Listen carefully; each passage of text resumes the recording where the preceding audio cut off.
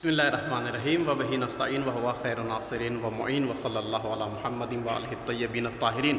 नाज़रीन, ये जो शख्सियत अभी आपके सामने स्क्रीन पर है, ये जनाब सैयद आदिल सरवर नेपाली हाशमी साहब हैं, जो सरज़मीन हिमालय यानी नेपाल के शहर नेपालगंज से ताल्लुक़ रखते हैं और बहुत बड़ी ज़िम्मेदारी इन्होंने ली है। और आज हम इनसे मुलाकात करवाएंगे और इनके अल्फाज आपको सुनवाएंगे जो इश्क़ अहल बैत, इश्क़ अमीर अल-मोमिनीन में।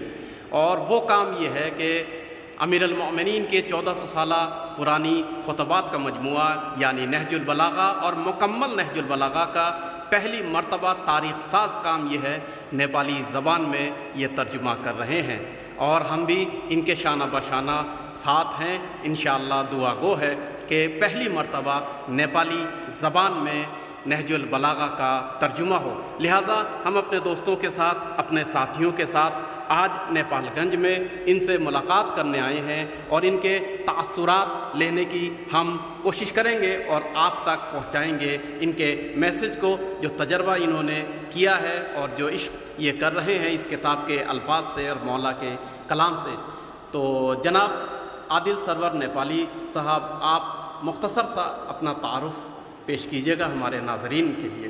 जी, अस्सलाम वालेकुम आप तमाम हज़रात को। सरवर नेपाली मुख्तसरन मुझे कहते हैं, आदिल सरवर नाम है। ये काम नहजुल बलागा का जो काम मैंने शुरू किया, मैंने तो इस किताब का ना कभी नाम सुना था, ना कभी इसके बारे में कुछ सुना था। मैं तो एक आम लिटरेरी आदमी और सीधी सादी ज़बानों पे काम करता रहता था। और इसको भी मैंने शुरू में एक आध सफ़ा जो है बहुत ही हल्के अंदाज में इसको मैंने देखा था। जब मैंने एक सफ़ा जस्ट टेस्टिंग के लिए इसको तर्जुमा किया, उस वक्त तक मुझे इसकी गहराई और इसकी अज़मत का अंदाज़ा बिल्कुल नहीं था कि ये क्या चीज़ है। लेकिन जब मैंने सिलसिला शुरू किया कि भाई हाँ, इसको सफ़ा दर सफ़ा इसको इस काम को शुरू किया जाए, इस पर आगे थोड़ा जैसे ही मैं बढ़ा तो मैं फ़ौरन झटका लेकर मैं बिल्कुल एकदम शॉक हो गया, मैं रुक गया। ये ज़बान तो मतलब इंसानी ज़बान लग नहीं रही है, ये कौन सी किताब है, क्या मैं लेके बैठ गया हूँ? ये तो मैं कलाम पाक का तर्जुमा कर रहा हूँ क्या? ये जो इसमें अंदाज़ और जो स्टाइल गुफ्तगू का चल रहा है, जिस तरह के जुमले इसमें आ रहे हैं और जिस नबियत के अल्फाज इस्तेमाल हो रहे हैं, ये तो मतलब आम किताब नहीं है। तो डॉक्टर साहब से तो मेरी गुफ्तगू हुई, इन्होंने माशाल्लाह काफ़ी तफसीली जो है वो बैकग्राउंड बताया इस किताब का और मेरे तो बिल्कुल मतलब काम खड़े हो गए। उसके बाद तो मैंने जाता है कि भाई इस किताब को तो बिना वज़ू किए हुए हाथ लगाने वाला नहीं है, ये तो बहुत ही मुक़द्दस और अजीम किताब है। ये तो सारे खुतबात हज़रत अली के हैं।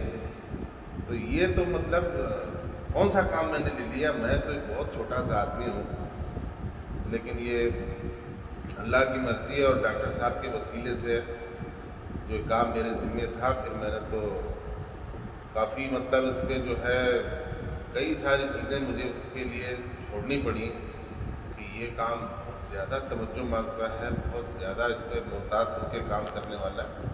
क्योंकि एक एक लफ्ज़ उस पर जो है मैं जो चीज़ समझ के शुरू किया था वो बिल्कुल ये हरगिज़ नहीं निकली। तो बिल्कुल अलग है। तर्जुमा ऐसा होता है कि भाई एक बात का मफ़हूम आ गया तो तर्जुमा हो गया। तर्जुमा वही अच्छा माना जाता है कि जिसको फितरी ज़बान में किया जाए। हर ज़बान का अपना मिजाज है। किसी ज़बान में कोई बात कैसे कही जाती है, उसी चीज़ को दूसरी ज़बान में दूसरी तरह से कहा जाता है।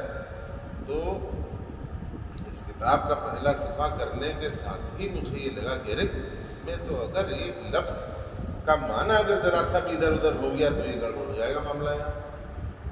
तो इसमें तो बिल्कुल जो है वो आम तर्जुमा और आम अंदाज चलेगा नहीं। इसमें तो एक माने एक मफ़हूम मिस नहीं होना चाहिए, चाहे जैसे लेके आओ इसमें तो लेके आना पड़े।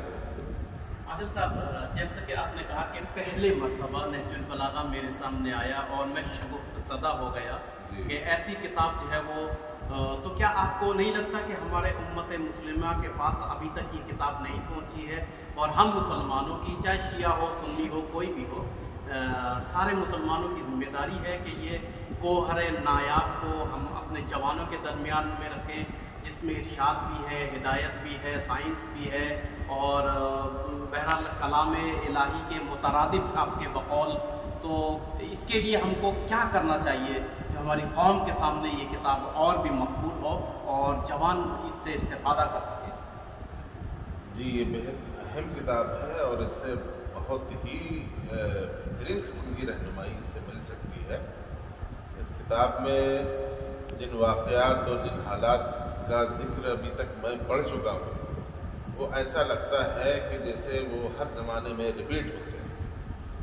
تو وہ بھلے کتنی بھی پرانی کتاب کیوں نہ ہو، لیکن وہ ہر زمانے میں حالات کی عکاسی کر رہی ہے. وہ ہمیں بتا رہی ہے کہ مشکلات کن کن شکلوں میں آتی ہے اور کیسے ان کے ساتھ جدوجہد کی جاتی ہے، کس کس ذہنیت کے لوگ ہوتے ہیں.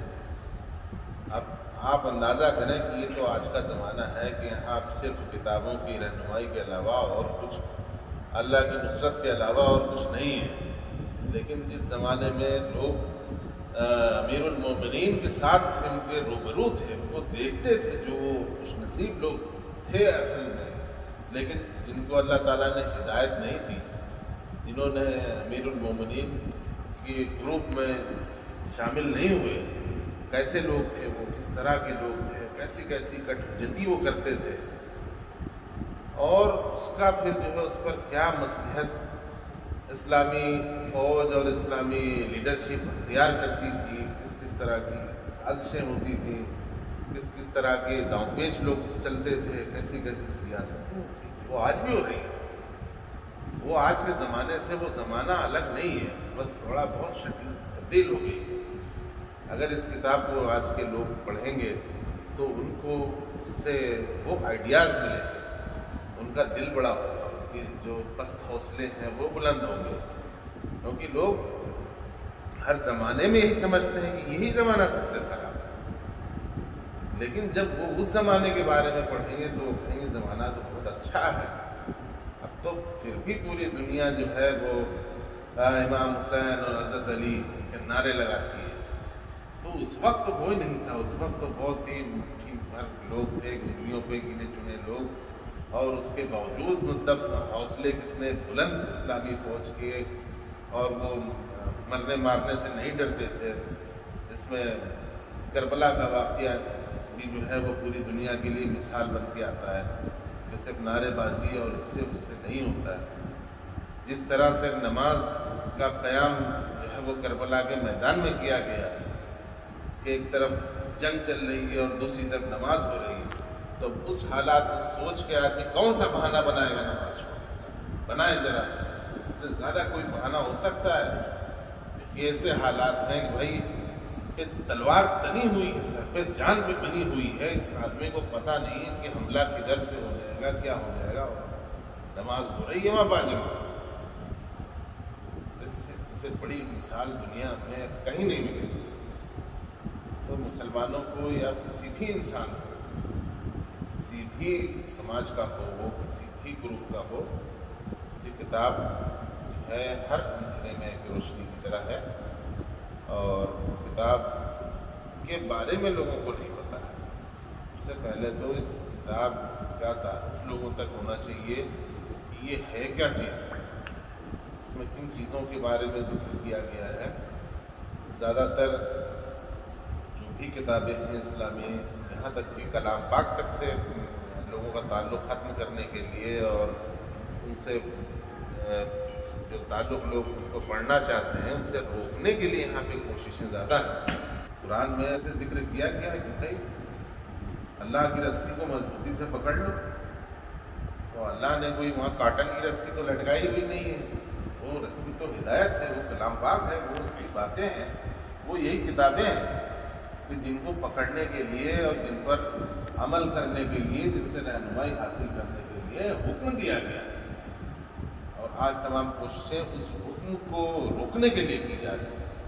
सरवर साहब, जैसा कि आप जानते ही हैं, मुहर्रम की 1 तारीख से अल्हम्दुलिल्लाह आपने इस अज़ीम किताब की ज़िम्मेदारी ली है तर्जुमा करने की नेपाली ज़बान में, और अल्हम्दुलिल्लाह कर भी रहे हैं। काफ़ी हद तक जो है वो हम देख रहे हैं आपने तर्जुमा कर लिया है।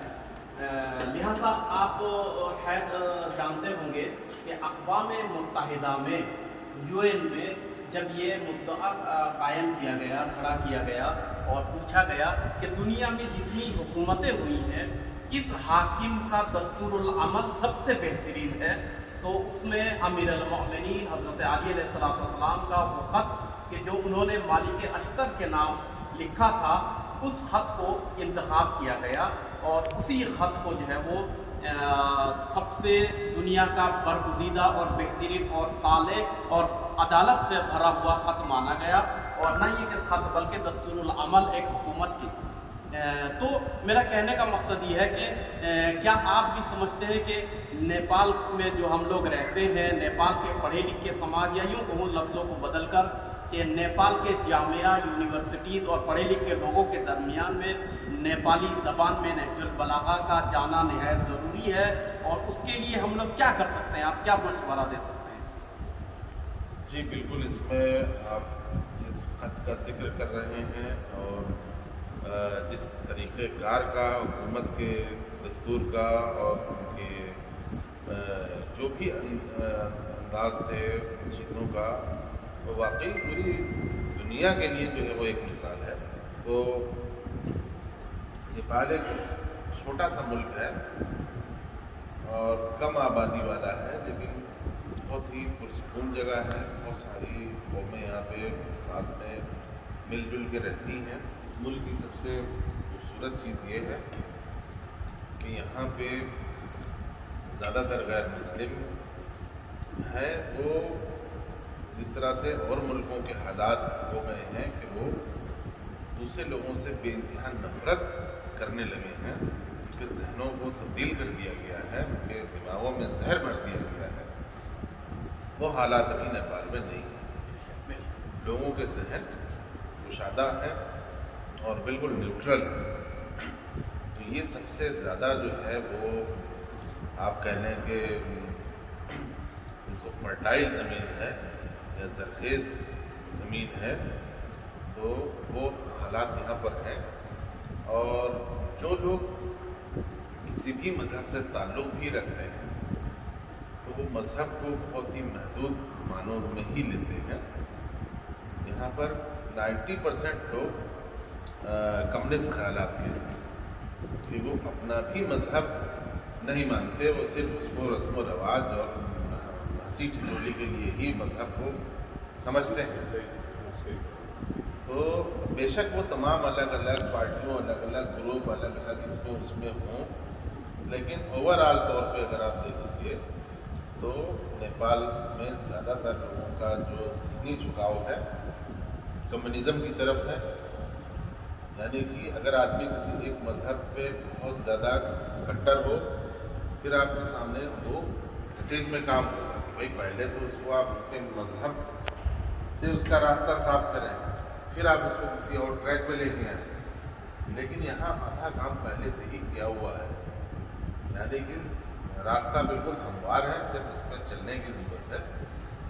अगर लोगों तक इस मालूमात को पहुँचाया जाए, इस जानकारी को उनकी ज़बान में पहुँचाया जाए, इसमें वो समझ सकें, उनके अंदाज में उनको बताया जाए, तो इसका मुझे लगता है कि यकीनन इसका असर होगा, इसका फ़ायदा मिलेगा लोगों को।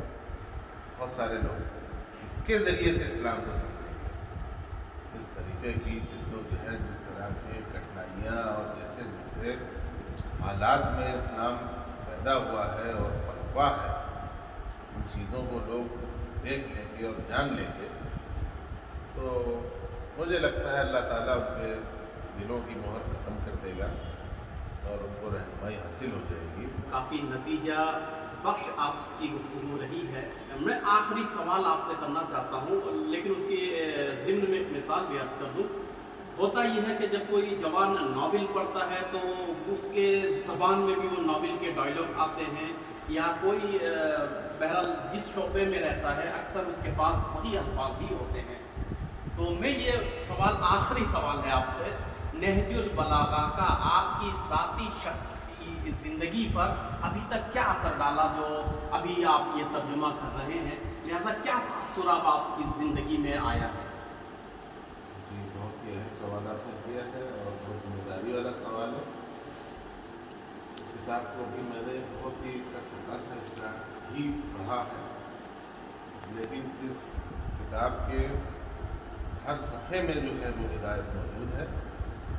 اگر اس کو آدمی طبیعت کے ساتھ میں پڑھے، اچھی نیت کے ساتھ اس کو پڑھے، تو کوئی سطر ایسا نہیں ہے جس سے رہنمائی نہ ملتی ہو، جس سے آدمی متاثر نہ ہو۔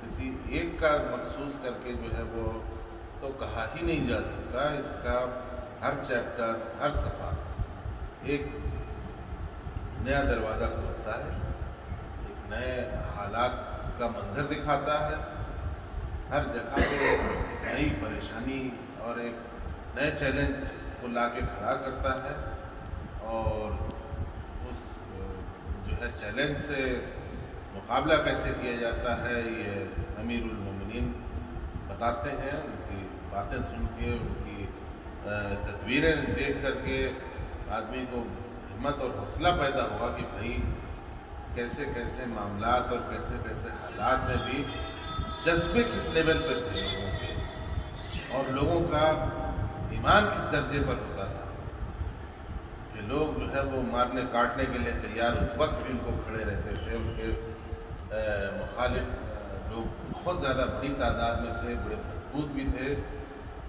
اور بہت چھوٹی سی تعداد ہونے کے باوجود بھی امیر المومنین تو بالکل جیسے موت سے ڈرتے ہی نہیں تھے، اور لوگوں کے اندر بھی جو ہے حوصلہ اور ہمت پیدا کرتے رہتے تھے، جو کہ ایک سچے لیڈر کا کام ہے۔ ان کے اندر وہ جذبہ جگاتے تھے اور ان کو جو ہے للکارتے تھے کہ بھائی تم کیا کر رہے ہو، کیوں ڈر رہے ہو کہ تم کم ہو۔ ان کی جو باتیں تھیں اس کو سن کے لوگوں کے اندر میں جو ہے وہ جوش اور بلبلہ پیدا ہو جاتا تھا، ان کا خون جو ہے وہ دوڑنے لگتا تھا، اور پھر اس کے بعد میں اللہ تعالیٰ فتح بھی نصیب کراتا تھا۔ تو یہ سب سبق ہے، یہ ساری چیزیں جو ہے یہ ہمارے لیے سیکھنے کی چیزیں ہیں کہ بھائی تعداد کچھ نہیں ہوتی، طاقت کچھ نہیں ہوتی، ہتھیار کچھ نہیں ہوتے، اسباب کچھ نہیں ہوتے، ساری چیزیں تو آدمی کے جذبے کی ہیں اور نیت کی۔ ان چیزوں سے ہی اللہ تعالیٰ کی طرف سے حوصلہ پیدا ہو جاتا ہے، ڈر ختم ہو جاتا ہے۔ کتنی بھی بڑی مشکل چیز ہو، ابھی آج کل ہمارے ایمان تو جس درجے پہ اللہ رحم ہی کرے کہ بارش ہو گئی تو ہم کام پہ نہیں جاتے ہیں، ذرا سا بخار آ گیا تو نماز چھوڑ دیتے ہیں، تو چھوٹی چھوٹی چیزوں کے اس پر جو ہے ہمارے اہم کام چھوٹ جاتے ہیں۔ لیکن اس کتاب کو پڑھنے کے بعد کافی سارا جو ہے وہ آدمی کی ذہنیت بدلتی ہے، اور اپنے آپ میں سب سے بڑی تبدیلی جو ہے وہ تو سب سے پہلے انسان کے اندر خود آتی ہے جب جو بھی اس کتاب کو پڑھے گا۔ تو انشاءاللہ اس کتاب کو جس قدر ہو سکے اس کے بارے میں لوگوں کو ایجوکیٹ کرنا چاہیے، اس سے متعارف کرایا جائے لوگوں کو۔ لوگ جب جانیں گے بھائی یہ چیزیں ایسی ہیں، اس طرح ہے، یہ کوئی جادوئی مذہب نہیں ہے، یہ مذہب اسٹرگل والا ہے، یہ تاریخ ہے، یہ سچائی ہے، یہ حقیقت ہے، یہ کوئی جو ہے وہ آکاش وانی نہیں ہے، یہ کوئی جادو ٹونا منتر سے ہونے والا مذہب نہیں ہے۔ ورنہ عام طور پہ یہاں پہ مذہب کو اسی کیٹیگری میں رکھا جاتا ہے کہ جس میں جھوٹی کہانیاں ہوں، جس میں جادو ہو، جس میں تماشے ہوں، جس میں لوگ ایک پھونک سے غائب ہو جاتے ہوں، جس میں ایک پھونک مارنے سے پرکٹ ہو جاتے ہوں۔ تو مذہب کی اس کیٹیگری میں تو یہ مذہب بالکل نہیں ہے، اور یہ مذہب بھی اس کو کہنا ہے اس کو محدود کرنے کے برابر ہے۔ ساری زندگی کا عمل کرنے کا طریقہ، تجارت کرنے کا طریقہ، عبادت کرنے کا طریقہ، بات کرنے کا طریقہ، رشتہ داری کے طریقے، باپ بیٹے کے بیچ کے تعلق، بیٹی اور ماں کے بیچ کے تعلق، ہر طرح کی چیزیں تو اس کے اندر میں آتی گئی ہیں کسی نہ کسی شکل میں، کسی نہ کسی طور پہ۔ تو یہ تو مورل سائنس کی جگہ پہ پڑھائی جانے والی کتاب ہے۔ اس کے بہت سارے چیپٹر کو نصاب میں شامل ہونا چاہیے۔ اس کے بارے میں दफ्तर निसाब को ही नहीं पता होगा कि भाई ये भी चीज़ें एग्जिस्ट करती हैं। तो बहरहाल आपने बहुत ही अजीम काम अपने हाथ में लिया है और अल्लाह ताला इसकी बरकतों से जो है वो तमाम मुसलमानों को इसका फ़ायदा पहुँचाएगा और ख़ास करके नेपाली ज़ुबान में जो तर्जुमा है इंशाअल्लाह वो नेपाल को इसका मखसूस फ़ायदा इसका पहुँचेगा।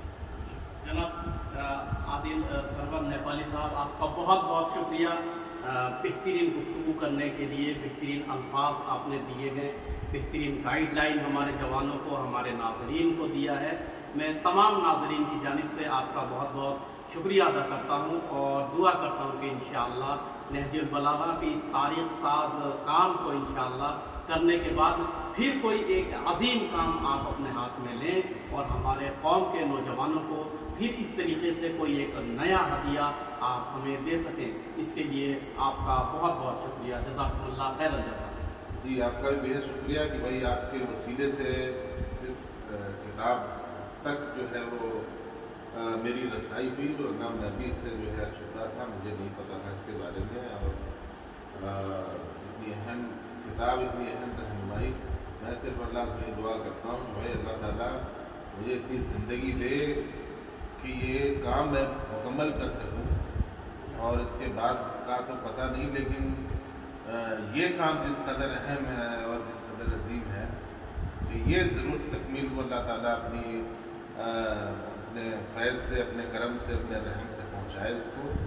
और आप तमाम लोग जो भी इस काम में शामिल हैं किसी न किसी तौर पे, कोई ज़रूरी नहीं है कि आपने कलम इसमें उठाया हो, आप पीछे से इसमें जो भी इंतजाम कर रहे हैं, अल्लाह ताला तमाम लोगों को सेहत तंदुरुस्ती हमेशा अपनी बरकतों से नवाजे और अपने इस काम को करने के जज्बात हमेशा बढ़ाए। बहुत बहुत